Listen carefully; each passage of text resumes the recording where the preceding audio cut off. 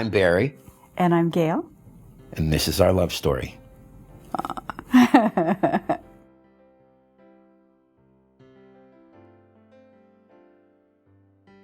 I was separated at the time. And I mean, I might as well get this out of the way. I had made some marital forays. Errors of judgment. Well, I don't want to call them errors of judgment. I mean, yeah, they were errors of judgment for me. I mean, they were lovely ladies. But it wasn't the right match for me. And so I was separated after a third try. And I had sort of made up my mind that there weren't going to be any more, at least for a number of years. You should have to be honest. You talk about who helped you make that decision. Well, my shrink helped me make that decision. Gail and I had a mutual friend. And she invited us both to a July 4th party. This was July 4th, 1992. And she said to each of us independently, don't bring a date. So she said there'll be plenty of single people here. So that's kind of the start from my perspective of how I got to the party. And then you came from a somewhat different place. Mm-hmm. Yeah. I had been widowed, and I had been recently widowed. So when Jill invited me to the 4th of July party and said, don't bring a date, I said, not a problem. I'm not interested at all. But she said, I have somebody I want you to meet.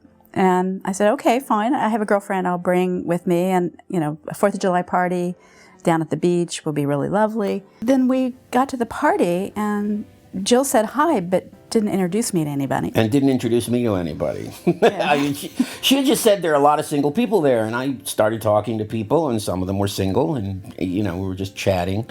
And then I finally made my way to the food table. He has a great pickup line. Well, you have to understand, honey, actors without writers are a lot different than actors with writers. I did not have a great line. I was at the table at the same time. Yeah, she was at the table at the same time, and I looked at her and I said, "Oh, this is baked brie." Won my heart right then and there. that was kind of it. And she said, yeah. It is. I had thought, that baked brie was something kind of rare. I'd only seen it once before. Yeah. Apparently you had seen it quite a lot. So it wasn't as exciting for her as it was for me. And we just started talking. And that was about... Probably 4 or 5 hours later, we were still talking. Yeah.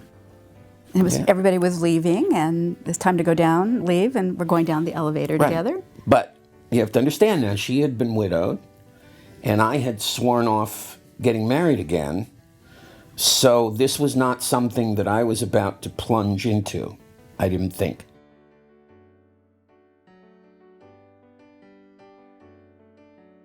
We went to see a movie called Prelude to a Kiss. He's such a romantic. Yeah, and with Alec Baldwin, and we saw that film. No, we didn't go with Alec Baldwin. No, we didn't go with Alec Baldwin. Alec Baldwin was in the movie. I know that. What happened on our first date, I think, it was, from my perspective, that I just felt incredibly comfortable.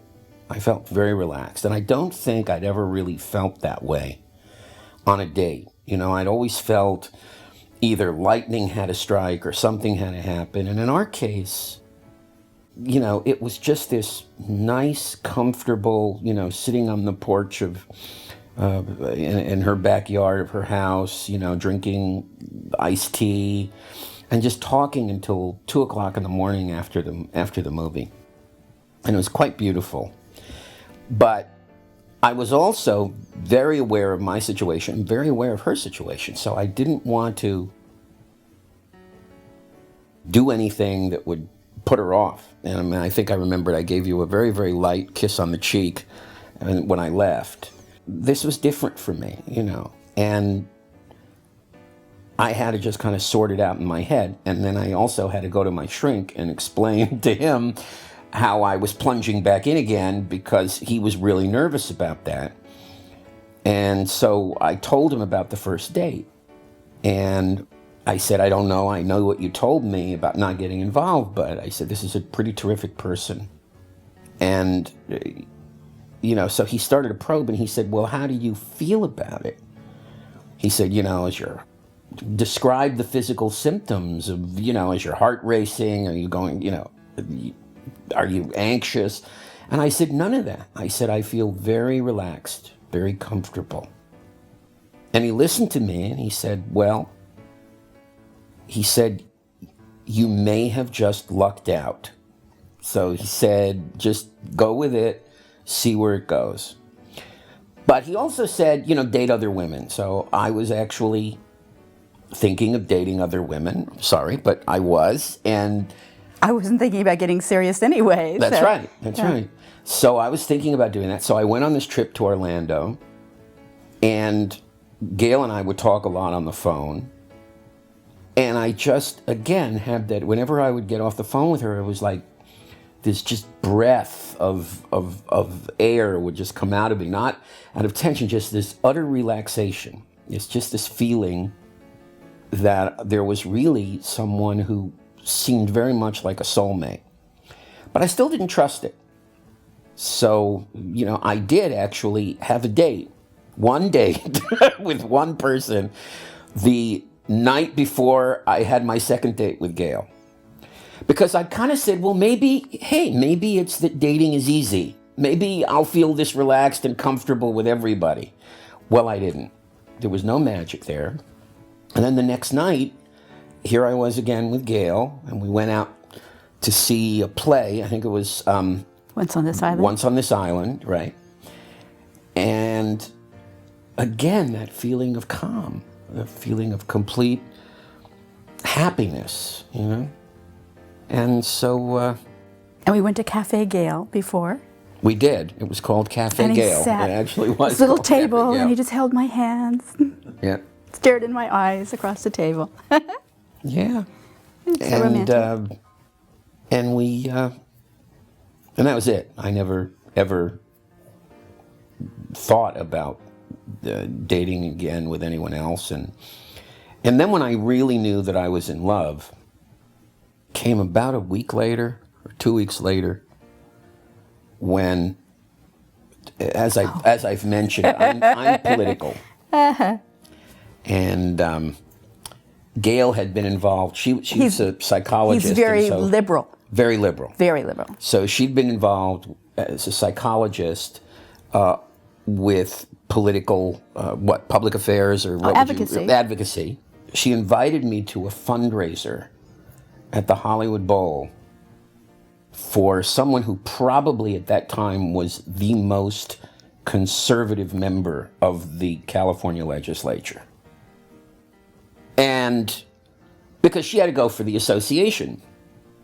It was somebody who was in my same office. I later building, found out in many ways she's more liberal than I am, but I didn't know that at the time. So she's inviting me to this. And then I realized, because rather than having the instant reaction of saying, oh no, this isn't going to work, I'm out of here, it was, well, okay, I'll put a paper bag over my head and I'll come so that nobody recognizes me. Because I just wanted to be with her. And I didn't care. If that was where it was going to be, that was where it was going to be. Mm-hmm. And that's when I ultimately, then I knew that I would basically go to the ends of the earth to be with this person. So, because for me, that was the ends of the earth. Dinner with the enemy at the Rose Bowl. Yeah, right. Yeah. Hollywood Bowl. Yeah. Mm-hmm. Dinner with the enemy at the Hollywood Bowl.